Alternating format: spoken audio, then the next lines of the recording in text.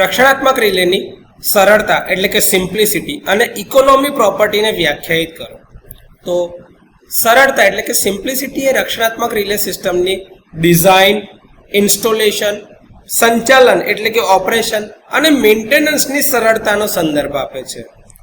એટલે કે સરળ રિલેઇંગ સિસ્ટમ એવી હોવી જોઈએ કે જે સમજવામાં સરળ હોય, ઓછામાં ઓછા કોમ્પોનન્ટ્સ ધરાવતી હોય, વાયરિંગ અથવા તો લોજિકમાં એકદમ ઓછી જટિલતા ધરાવતા હોય અને ટેસ્ટિંગ અને ટ્રબલ શૂટિંગ એટલે કે મુશ્કેલી નિવારણ માટે વપરાશકર્તા માટે સરળ હોય છે. જ્યારે સિસ્ટમ સરળ હોય છે ત્યારે એની વિશ્વસનીયતામાં પણ વધારો થાય છે. સર્કિટ ડિઝાઇન અને સમજણની દ્રષ્ટિએ ઇલેક્ટ્રોમિકેનિકલ અથવા તો ઓવરકરન્ટ રિલે ઘણીવાર અદ્યતન ડિજિટલ રિલે કરતાં સરળ હોય છે. હવે આમાં સમજવાની જરૂરિયાત એ છે કે જ્યારે પણ આપણે કોઈ બી રિલેનું ઓપરેશન સમજવું હોય તો ઇલેક્ટ્રોમિકેનિકલ રિલે ખૂબ જ સરળ છે, કારણ કે ઇલેક્ટ્રોમિકેનિકલ રિલેની અંદરમાં તમે પ્લગ સેટિંગ અને ટાઈમ ડાયલ સેટિંગ તમારી રીતે સેટ કરો છો. એના આધારે ફોલ્ટ કરીને આપણે એની પ્રોપર્ટી અથવા તો એની કેરેક્ટરિસ્ટિક પ્લોટ કરતા હોઈએ છીએ પોઈન્ટ કરીને એક કરીને. તો આ રીતે તમે એની કેરેક્ટરિસ્ટિક પ્લોટ કરો છો જે ડિજિટલ રિલેમાં ડાયરેક્ટલી જોવા મળી જતી હોય છે. ડિજિટલ રિલેમાં તમે બટન દબાવો છો અને તમારા સેટિંગ ફીડ કરો છો અંદર એ સોફ્ટવેરમાં અને રિલે એ પ્રમાણે કામ આપે છે.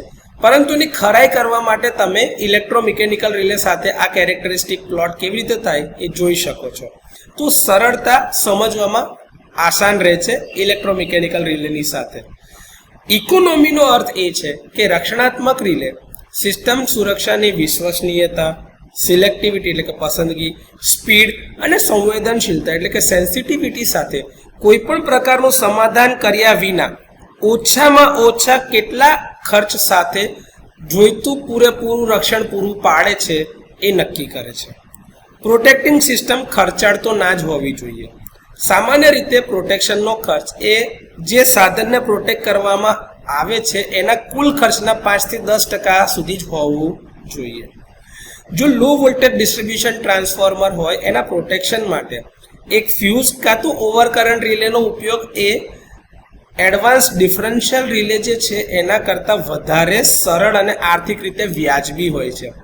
હવે એ જ રીતે જોવા જઈએ તો હું ધારો કે 15 રૂપિયાની સ્વિચ છે, એના પ્રોટેક્શન માટે કાં તો એક ફ્યુઝ લગાડું કાં તો પછી એક એમસીબી લગાડું તો એ વ્યાજબી હોતા નથી.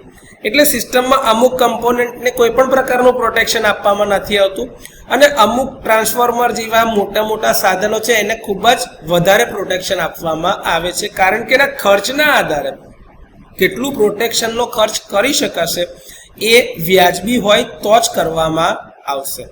આ રીતે રક્ષણાત્મક રિલેની સરળતા એટલે કે સિમ્પ્લિસિટી અને ઇકોનોમી પ્રોપર્ટી વિશે માહિતગાર કરવામાં આવ્યા છે તમને.